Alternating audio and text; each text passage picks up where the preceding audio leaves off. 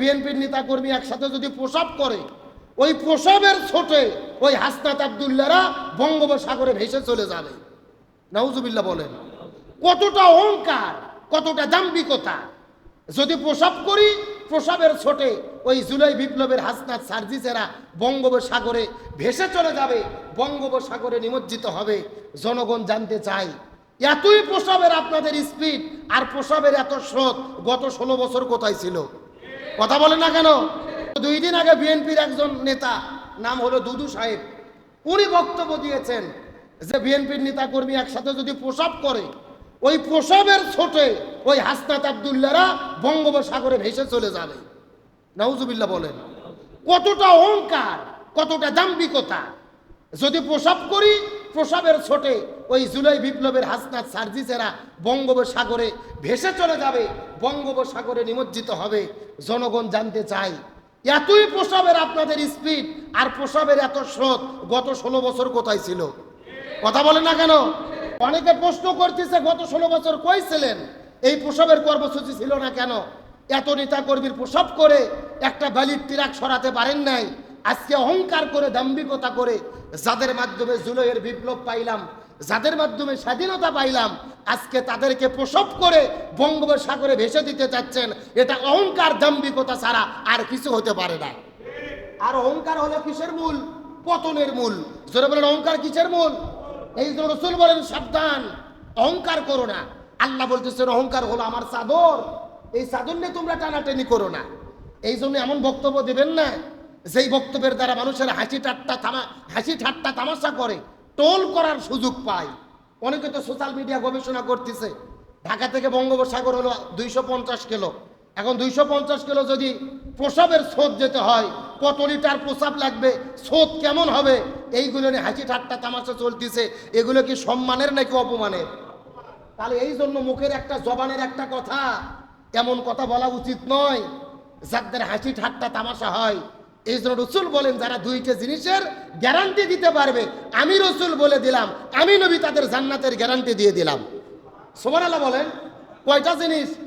একটা হলো 2 পায়ের মধ্যবর্তী জায়গা লজ্জাস্থান, যে লজ্জাস্থান দিয়ে জিনা ব্যভিচার করবে না, এটা হলো 1 নম্বর।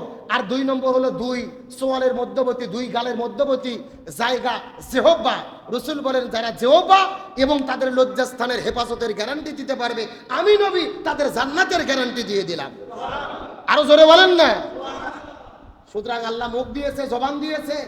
আগে দিন খারাপ ছিল, এখন একটু ভালো। যা খুশি তাই বলবেন। আমরা জাতি হিসেবে বড়ই অকৃতজ্ঞ। যাদের ওসিলায়, যাদের মাধ্যমে স্বাধীনতা পাইলাম, আজকে তাদের বিরুদ্ধে আমরা যুদ্ধে লিপ্ত হচ্ছি। কথা কন না গা? এই জন্য আমাদের দেশে একটা কথা আছে, কারো ছিলেই সিন্নি খাইলা মোল্লা চিল্লা না। কথা কন না গা? আমরা তো বের হতে পারিনি, কথা বলতে পারিনি, এখন একটু সুযোগ এসেছে, যা খুশি তাই বলতেছি। যাদের দ্বারা স্বাধীনতা পাইলাম তাদের প্রসব করে ভেসে দিচ্ছি। এটা কখনো দায়িত্বশীল সিনিয়র ব্যক্তির কথা হতে পারে? আর পাবনা ঘড়িয়ার একটা নেতা আবার বলেছেন যে বাংলাদেশে মসজিদ মাদ্রাসাগুলোতে যে আলেমগুলো আছে, জামাত ইসলাম যারা করে, জামাতের কোন হুজুরকে আজান দিতে দেব না, জামাতের কোন হুজুরকে নামাজ পড়তে দেব না। কত বড় জালেম, কত বড় জাহেল! বলতেছে জামাত যে হুজুরগুলো করে, জামাতের ইমামদের নামাজ পড়াতে দেব না, মুয়াজ্জিনদের আজান দিতে দেব না। চিৎকার করে বলেন, মসজিদের মালিককে? আরো জোরে বলেন। এখন আপনি ক্ষমতা পাইছেন, আজান দিতে দেবেন না, নামাজ পড়াতে দেবেন না। আমার তো মনে বলে গত 16 বছর আওয়ামী লীগ স্বৈরাচার করেছে, কোন নেতা এত বড় বক্তব্য দেওয়ার সাহস পায়নি। কথা কন না গে? আজকে যা খুশি তাই বলতেছেন।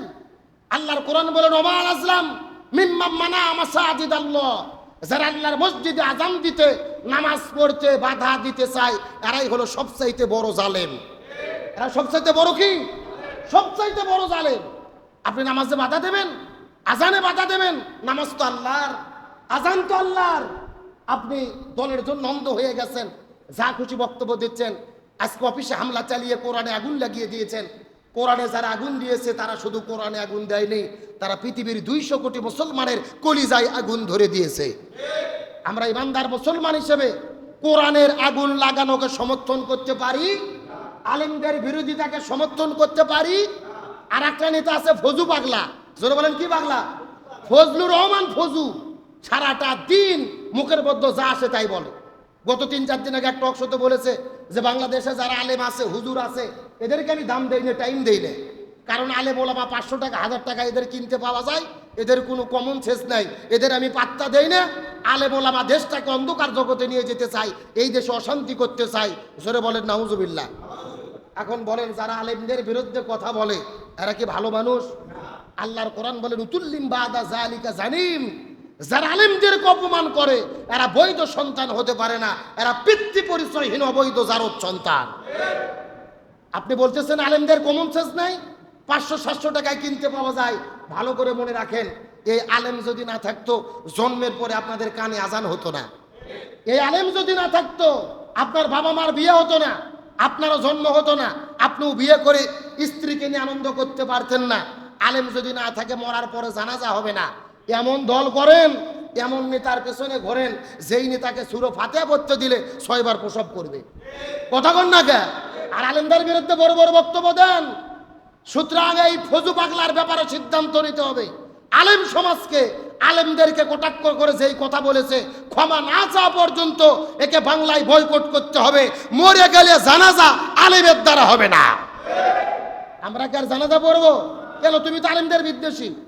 আমরা তারেক জিয়াকে বলতে চাই, আমাদের বগুড়ার কৃতি সন্তান, এই সমস্ত ছুটকে ফাটকে ফজু পাগলা আর যারা আজানে কামত বন্ধ করে এই নেতাদের গলা ধাক্কাতে দল থেকে বের করে দেন, না হলে এরাও ধ্বংস হবে, দলকেও 12টা বাজায় ছাড়বে। সবাই কিন্তু খারাপ না, কিন্তু কিছু কিছু নেতার খারাপির কারণে পুরো দলের ওপরে প্রভাব পড়ে। সুতরাং আমরা পরিষ্কার করে বলি, ইসলাম বিরোধী আলেম বিরোধী আমরা সহ্য করব।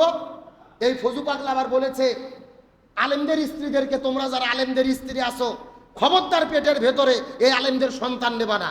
নাউজুবিল্লাহ বলবেন না? বলতেছে আলেমদের কমন সেন্স, এরা হলো জাহেল, এরা সন্তান উৎপাদন করে সন্তানগুলোকে জঙ্গি বানাইয়া দিচ্ছে, প্রতি শুক্রবারে নামাজ পড়ি মিছিল শুরু করে।